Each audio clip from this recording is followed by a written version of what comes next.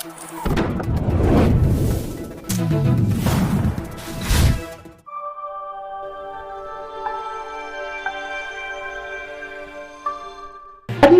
திருக்கோவிலில் மாவட்ட திருக்கோயில்கள் அர்ச்சகர்கள், பட்டாச்சாரியார்கள் மற்றும் ஓதுபவர்களுக்கு புது தொழில் பயிற்சி நடைபெற்றது. திருப்பத்தூர் மாவட்டம் திருப்பத்தூர் பகுதியில் அமைந்துள்ள தர்மராஜா கோவிலில் இன்று இந்து சமய அறநிலைத்துறை, வேலூர் மண்டலம், திருப்பத்தூர் மாவட்ட திருக்கோயில்கள் அர்ச்சகர்கள், பட்டாச்சிரியார்கள் மற்றும் ஓதுவார்கள் புது தொழில் பயிற்சி குத்துவிளக்கு ஏற்றி அறங்காவல் குழு தலைவர் கோபால் துவக்கி வைத்தார். மேலும் பயிற்சியானது அரசின் மூலமாக பயிற்சி வகுப்புகள் நடைபெற்று வருகிறது.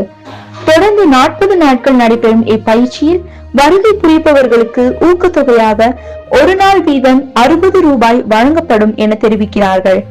மேலும் இதில் 50க்கும் மேற்பட்ட அர்ச்சகர்கள், பட்டாச்சாரியார்கள் மற்றும் ஓதுவார்கள் கலந்து கொண்டனர்.